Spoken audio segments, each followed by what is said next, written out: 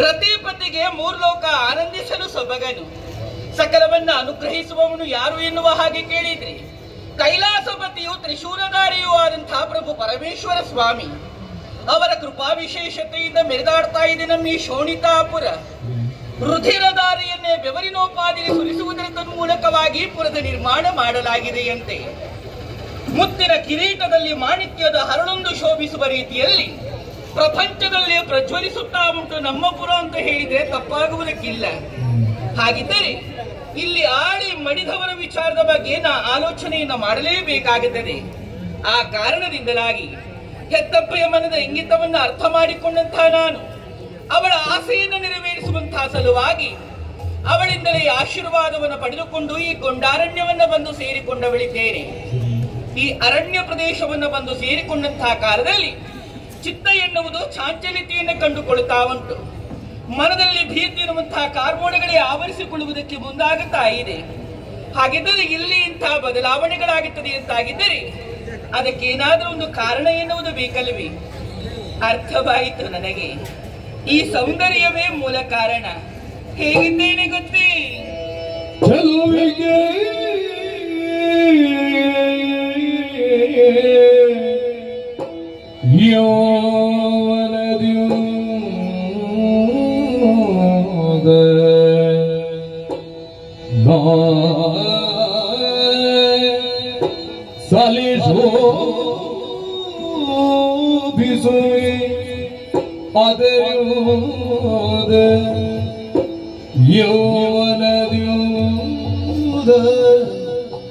ಯೌವನದಿಂದ ಚೆಲುವಿಗೆ ಯೌವನದಿಂದ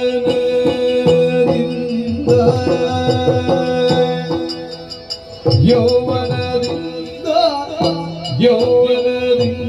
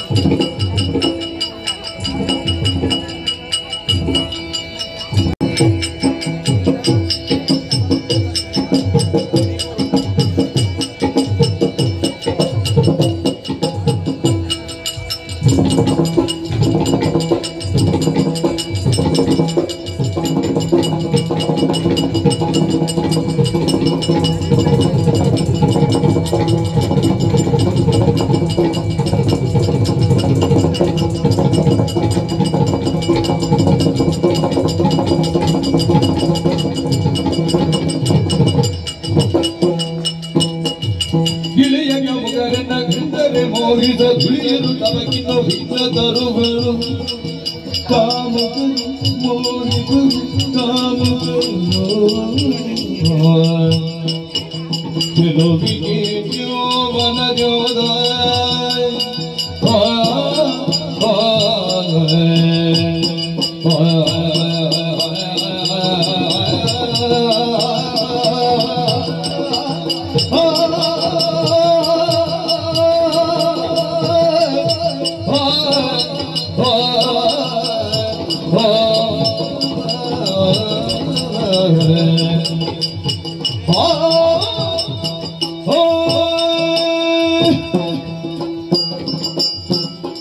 ನಾನು ಹೀಗೆ ತಪಸ್ಸನ್ನಾಚರಿಸುವುದು ಕಷ್ಟ.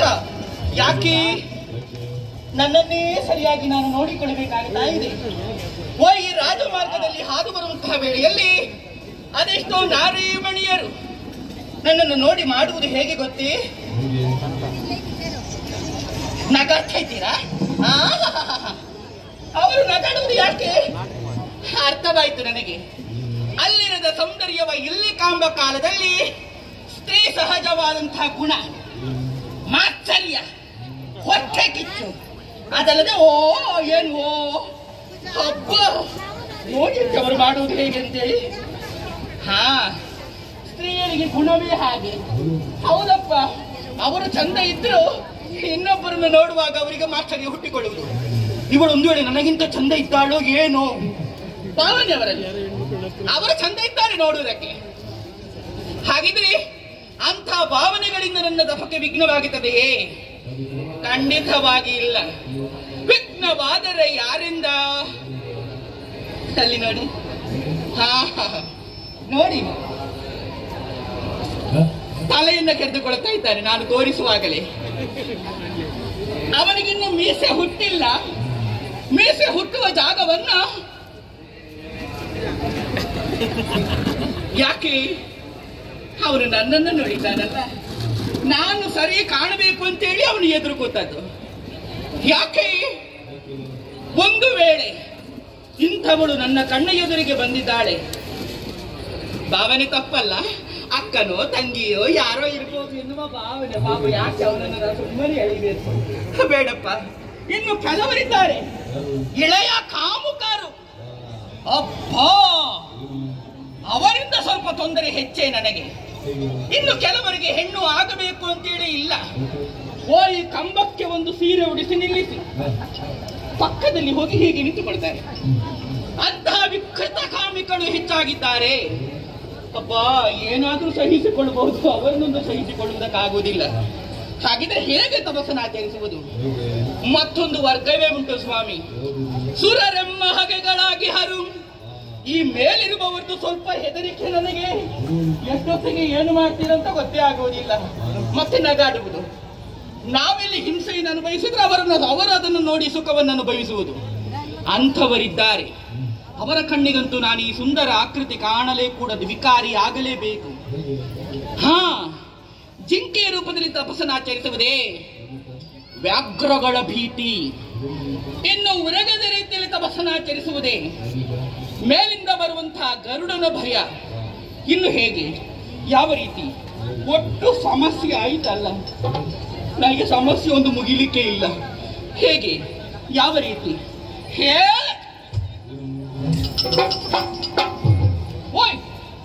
ಇದೇನಿದು ಈ ರೀತಿ ಗುಂಪು ಇವತ್ತು? ಅರ್ಥವಾಯ್ತು ನನಗೆ. ಆ ಆಕೃತಿಯನ್ನು ಕಂಡಾಕ್ಷಣದಲ್ಲಿ ನಾನು ಕೂಡ ಅಲ್ಲೇ ಹೋಗಬೇಕೆನ್ನುವ ಹಾಗೆ ಮನವಾಗುತ್ತಾ ಇದೆ. ವಿಕಾರವಾದಂತಹ ರೂಪ, ಮಹಿಷಿಗಳ ಹಿಂಡು, ಅದರೊಳಗೆ ಎಮ್ಮೆಯೂ ಉಂಟು, ಕೋಣವೂ ಉಂಟು, ಎಲ್ಲ ಇದರಲ್ಲಿ. ಹಾಗಿದ್ರೆ ಅದುವೇ ಸರಿಯಾದ ಮಾರ್ಗ. ಶೀಘ್ರವೇ ಮಹಿಷಿ ರೂಪವನ್ನಾದು ತಪಸ್ಸನ್ನಾಚರಿಸುತ್ತೇನೆ.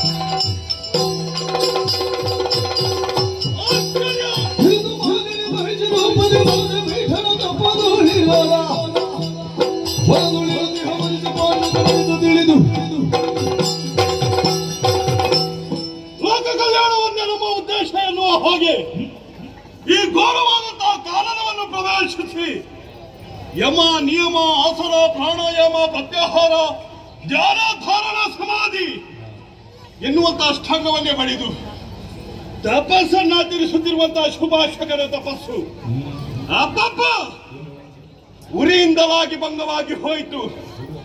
ಸಾಮಾನ್ಯವಾಗಿ ಮಳೆ ಬಿಸಿಲು ಗಾಳಿ ಚಳಿ ಇದೆಲ್ಲ ನಮಗೆ ಲೆಕ್ಕವಲ್ಲ ಸ್ವಾಮಿ. ಆದರೂ ಇಂದು ಬಿಸಿ ತಾಕಿದಲ್ಲ. ಯಾಕೆ ಪ್ರಕೃತಿಯ ವಿಕೋಪ, ಏನೇ ವೈಪರೀತ್ಯ ಎನ್ನುವುದನ್ನು ನಾನೇ ತರ್ಕಿಸಿಕೊಳ್ಳುವುದಲ್ಲ. ಭಗವಂತನ ಅನುಗ್ರಹದಿಂದ ಸಂಪಾದಿಸಿದ್ದೇನೆ. ದಿವ್ಯ ದೃಷ್ಟಿಯನ್ನ ನಾಸಿಕಾಗ್ರದಲ್ಲಿ ಕೇಂದ್ರೀಕರಿಸ.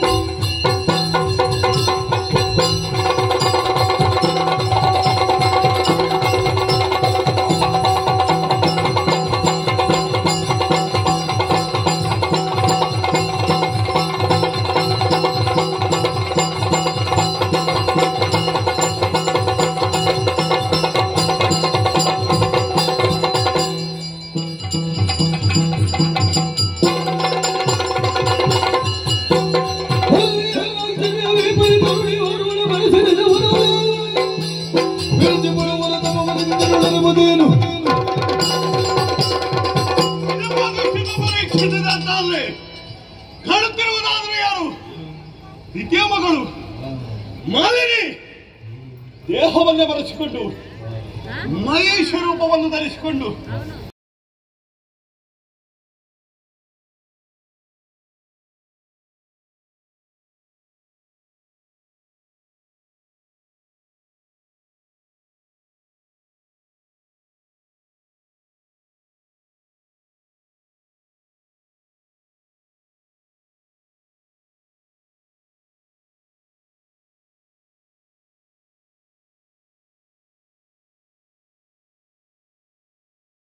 ಇವಳೊಂದು ಪಾಠವಾಗಿಯೇ ಉಳಿಬೇಕು.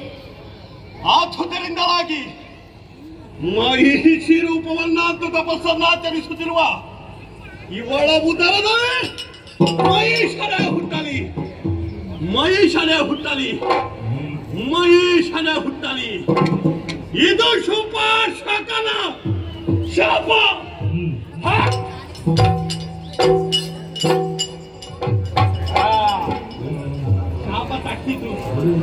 ತಲೆನಾಡಿಸ್ತಾ ಇದ್ದಾಳೆ. ಇವಳ ಮನದ ಎಣಿಕೆ ಏನು ಎನ್ನುವ ಹಾಗೆ ನಾನು ಸ್ಪಷ್ಟವಾಗಿ ತಿಳಿದೆ. ಈ ತಾಪಸಿ ಶಾಪ ಕೊಟ್ಟರೇನಂತೆ, ಅನುಗ್ರಹಿಸುವುದಕ್ಕಂತಲೇ ಬರುವವನಿದ್ದಾನೆ ಬ್ರಹ್ಮ. ಬಂದ ಬ್ರಹ್ಮನಲ್ಲಿ ಈ ಮುನಿಯ ಶಾಪಕ್ಕೆ ಪರಿಮಾರ್ಜನೆಯನ್ನು ಕೇಳಿಕೊಂಡೇನು ಎನ್ನುವಂತ ಅಚಲವಾದಂತಹ ವಿಶ್ವಾಸ. ಕೈಗೂಡದು ಇವಳ ವಿಶ್ವಾಸ ಕೈಗೂಡದು. ಬರುವಂತಹ ಬ್ರಹ್ಮ ಬಿಡು, ಮೇಲಿರುವಂತಹ ಹರಿಹರನಿಂದಲೂ ಕೂಡ ನಾನು ಕೊಟ್ಟಂತಹ ಶಾಪಕ್ಕೆ ಪರಿಮಾರ್ಜನೆ ಇಲ್ಲದೆ ಹೋಗಲಿ. ಅಬ್ಬ ಜಾಗ ಎಲ್ಲಿರ್ತಿಲ್ಲಿ ತಪಸ್ಸನ್ನಾಚರಿಸುವುದಕ್ಕ ಉರಿ ತಡೆಯುವುದಕ್ಕಾಗುವುದಿಲ್ಲ. ಸೂಕ್ತವಾದಂತಹ ಸಭಾಭೂಮಿ ಆಗಬೇಕು. ಅರಸುತ್ತ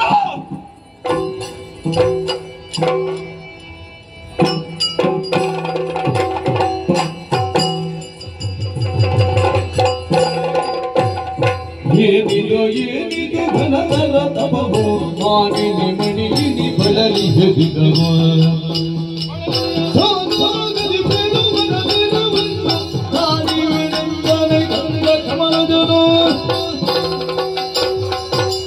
ಮಗಳೇ ಮಾಲಿನಿ, ನನ್ನನ್ನು ಒಲಿಸಿಕೊಳ್ಳುವಂತಹ ಉದ್ದೇಶದಿಂದ ನದಿ ನದಂಗಳನ್ನು, ಕಾಡು ಮೇಡುಗಳನ್ನು, ಗುಡ್ಡ ಬೆಟ್ಟಗಳನ್ನು ದಾಟಿ ಬಹುದೂರ ಸಾಗಿ ಬಂದೆಯ. ಚಿಂತಿಸಬೇಡ, ನಿನ್ನ ಮನೋರಥವನ್ನೇರಿಸಿಬಿಡೇನೆ. ಏನು ಬೇಕು ಕೇಳಿಕೋ ಮಗಳೇ. ಕರುಣ ಸಾಗರ ದೇವ ಪರಮೇಶ್ವರಿ ಕೀಳೆಯ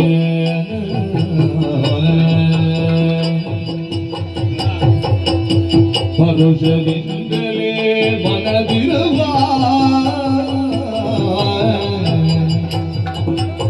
ನುರದೀರನಾಗಿಗೆ ತರಳ ಬಯಸಿ ನುರದೀರನಾಗಿಗೆ ತರಳ ಬಯಸಿನ ವಿರಚಿಸಿದ ಘೋರದ ದೇವ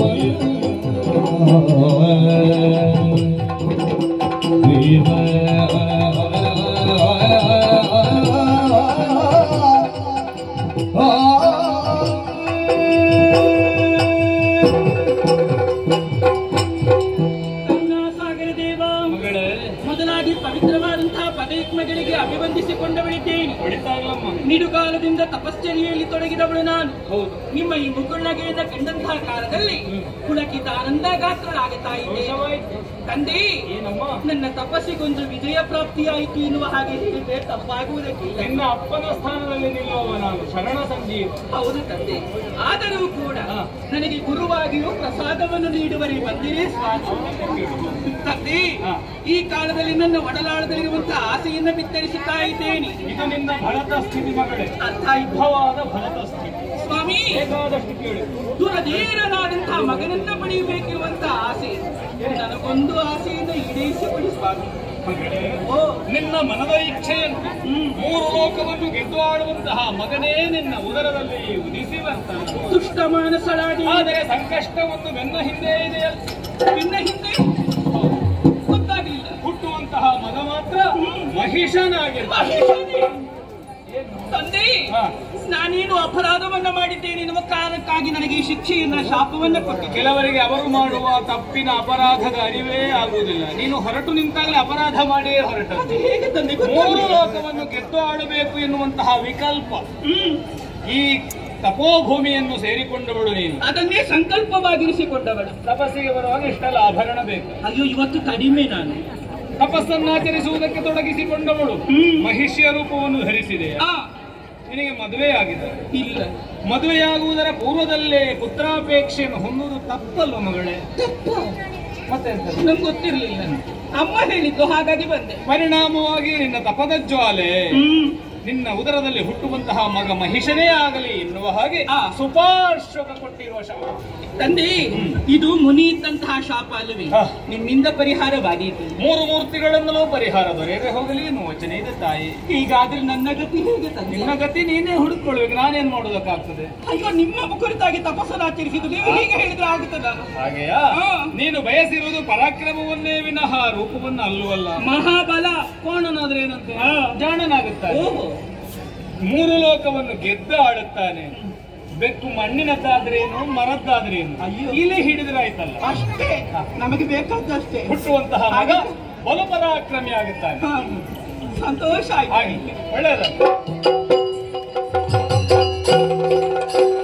ಕನಕ ಗರ್ಭನ ನೇಮವನ್ನು ಕೊಂಡು ಮಾಲಿನಿ ಗಣಹ ರೋಷವನೇ ತಾಳಿ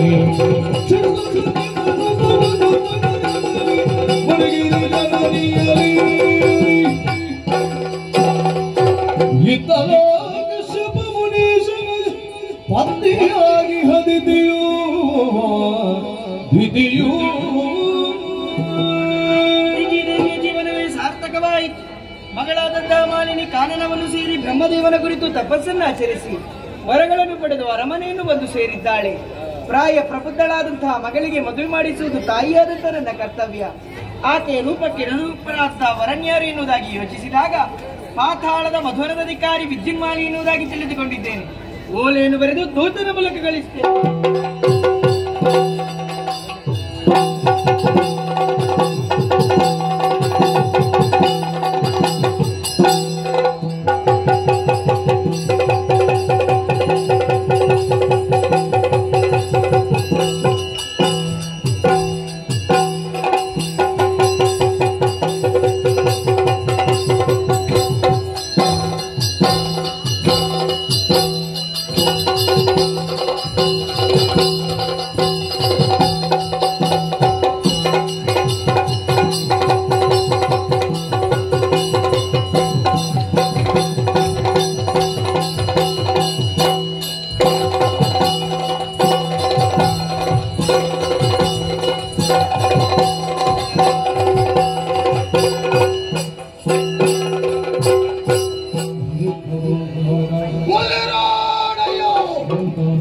ಪಾತಾಳದ ಮಧುವನಕ್ಕೆ ಯಾರೆಂದು ಕೇಳಬಲ್ಲಿರಿ?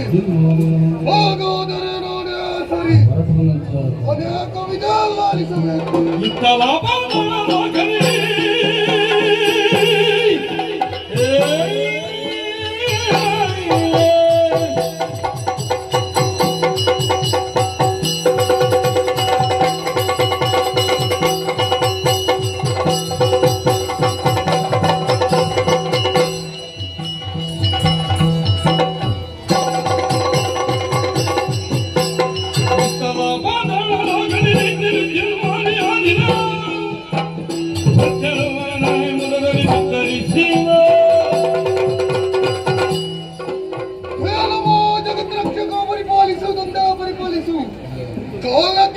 ಕುಲದಲ್ಲಿ ಉದಿಸಿ ಬಂದಂಥ ವೀರ ವಿದ್ಯುನ್ಮಾಲಿಯಾದಂಥ ನಾನು ಈ ಪಾತಾಳ ಲೋಕದ ಪೀಠವನ್ನೇರಿದ್ದೆ ತಡ.